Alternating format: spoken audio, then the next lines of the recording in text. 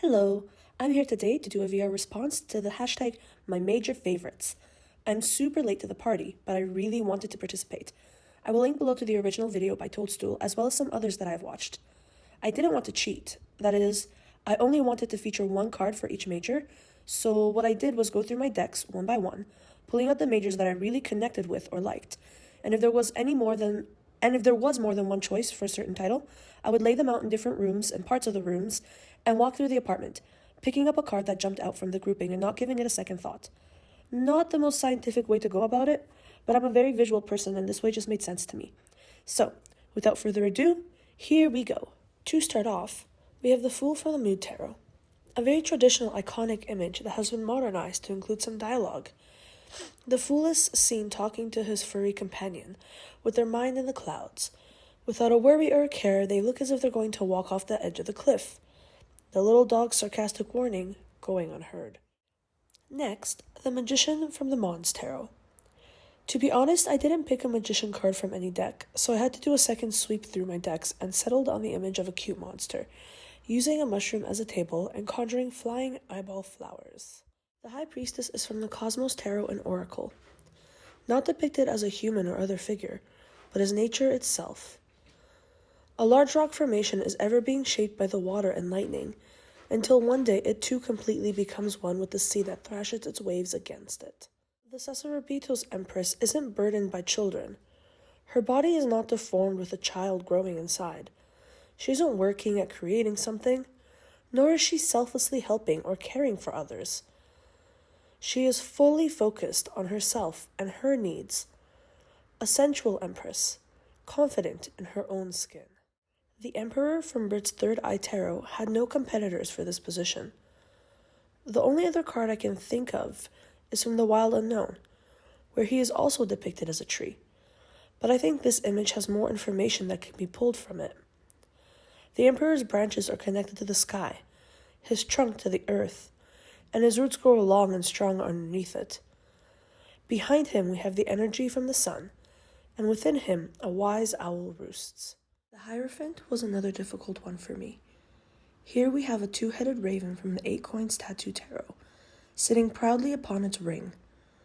One head looks up to the heavens, and another down to the earth.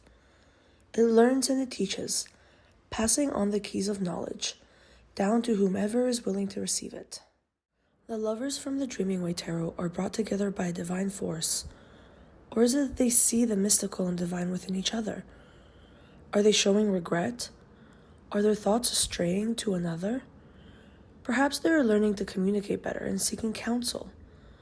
Or maybe these are 3 individuals completely and equally in love with one another.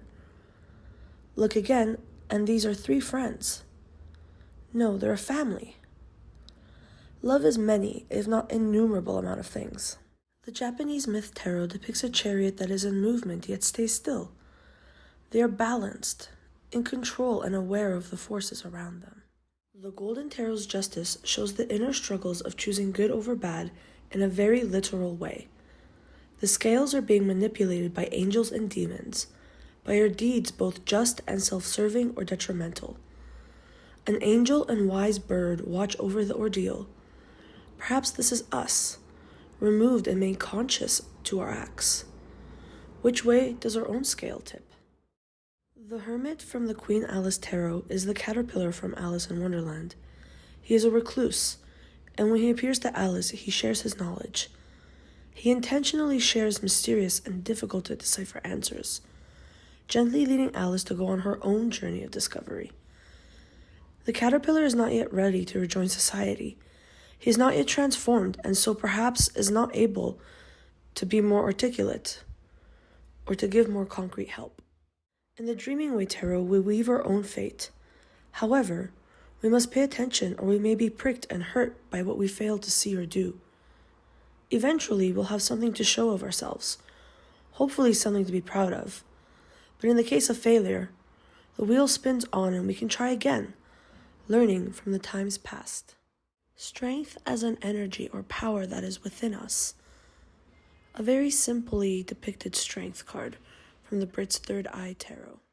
He lies in the water, looking up, a perspective he doesn't usually take. We, on the other hand, have a bird's eye view down at him. Also a different perspective. He's not in any rush, or in any danger, or in any discomfort.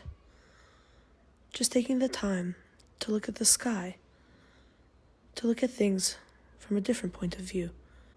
That's the Hanged Man from the Japanese myth tarot.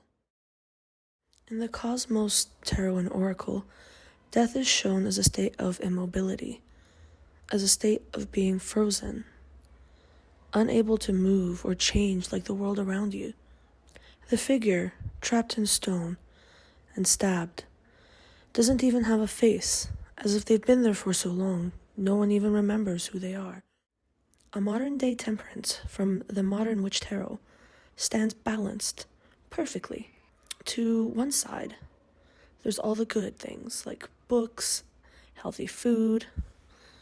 But on the other are all the bad temptations. Sweets, a laptop, alcohol. This Temperance knows that they don't have to choose one side or the other, but rather that they can live their fullest life, their happiest life, with moderation. Who is the devil? Is the devil Lucifer, the fallen angel? Is it some other deity? Some powerful, unknown figure that will damn our souls for the rest of eternity? Or is the devil yourself? Sometimes it's important to take accountability for the choices made in life. Rather than blame someone or something, take a good hard look in the mirror. Who do you see? And that's from Britt's Third Eye Tarot. Lightning strikes. Calamity befalls us. The tree burns. Yet, not all is lost. The tree is rooted with a strong base, roots deep under the earth, and it will persevere. Something new will come of it. A new tree. It's time to leave the past in the past. Light Visions Tarot has a figure falling, yet floating, whimsically, surrounded by wisps of a star. The image brings us back to a simpler time. It's a bit nostalgic, yet hopeful. For the moon card, I didn't want to choose just a typical pretty moon card, because I generally like them all. I think it's one of those cards that is depicted well in most decks. But this one, from the Acorns Tattoo Tarot, has a little different take on it. You still have the traditional crayfish from the traditional RSW image, but it's just the crayfish. And it has little holes in it that seem to have been burned into it with the different phases of the moon, signifying that we each have within us a light side, a dark side, and everything in between. In the Light Visions Tarot, isn't the typical joyous light, rather than being a one-dimensional, one energy type of image. It can be seen as overabundance, as having too much, as overpopulation. And what happens when there's just too much? The Sasuraibito's tarot does not take judgment from anyone but itself. Here, a figure emerges from blankets. How long have they been cocooning themselves? An evening? A day? A week? Regardless, they finally feel ready to face the world again and emerge, bright-eyed, ready to face the world on their own terms. Finally, we have the World card.